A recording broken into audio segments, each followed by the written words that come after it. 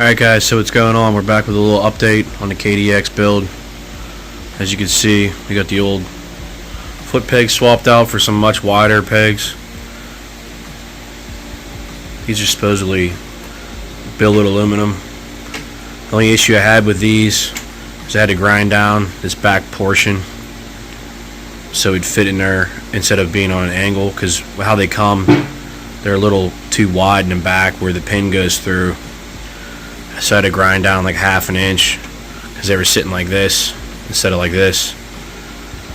So once we got that done, I got everything greased up, got the new pin and spring installed, and they snap back pretty good, pretty smooth, a lot more surface area. As you can see, I don't know why they went with such a tiny foot peg. I guess they still were learning about foot pegs back then in the 80s. These are actually kind of overkill, but they're a lot sharper. You can feel where you're at. It's more comfortable than this little tiny thing. We got the other side done too. Looks pretty good. I like the black. So the engine is obviously disassembled the top end. Had some marks in the plating. I was told not to really hone anything. You should replate it. Scotch-Brite pad didn't take any of the marks off. They weren't super deep. They were like little tiny chips, flakes, or whatever you want to call it. So we're gonna send that out to what's it called? This place in Philadelphia. It's a plating company.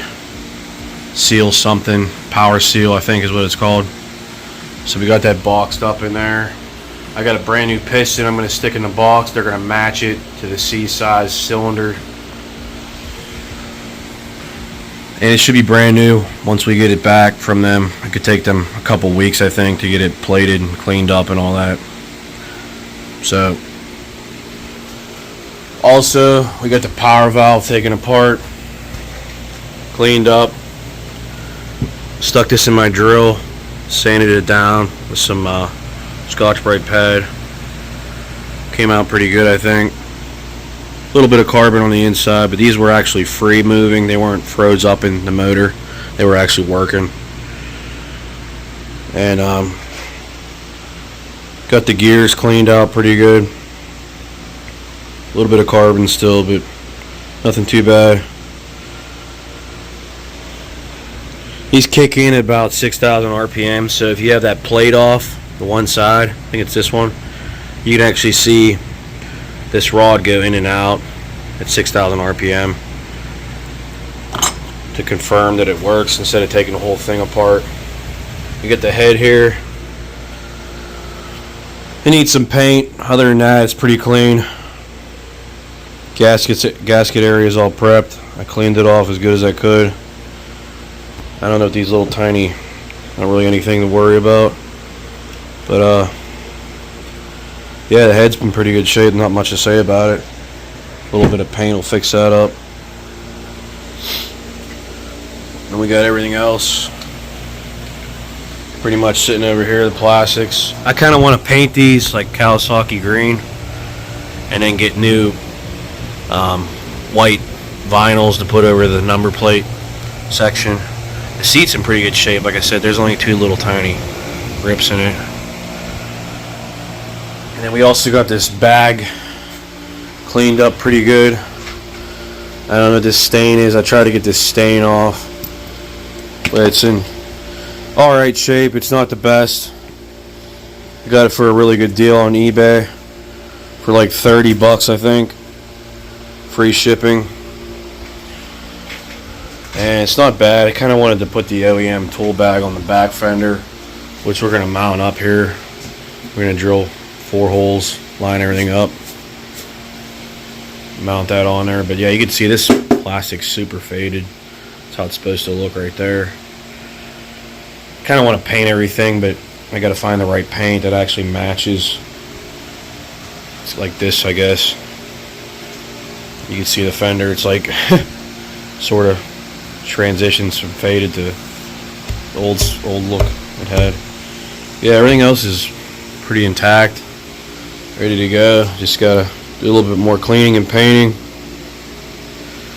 I might swap out the rear tire too. My first priority though is getting this engine back, getting this cylinder back, and getting that back installed so everything runs a lot better, because the compression was on the lower side. It was like 140, 150. It's supposed to be like anywhere from, it's still usable, but it's supposed to be anywhere from like 150 to 185, somewhere around there. So it was a little low. So we're gonna go ahead and get that taken care of. You got the pipe here. This thing is really caked. If anybody knows how to clean these out, you can see how caked that is in there.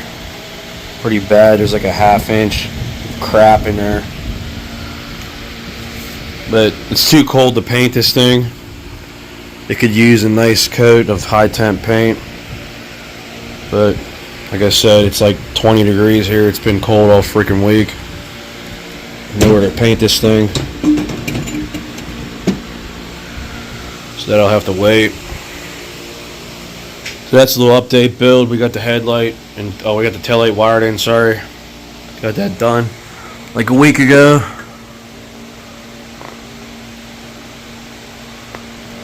That taillight's actually off Amazon. It's some kind of Enduro taillight they sell. It actually looks pretty close to what's supposed to be on there. And it works pretty good. It's got the old school bulb. So hopefully the next video we're going to have this thing running again. And the cylinder and everything installed. Ready to go.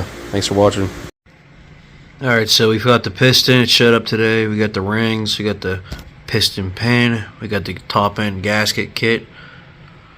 And we got the wrist pin bearing. Everything's good to go. Got the circlips in there.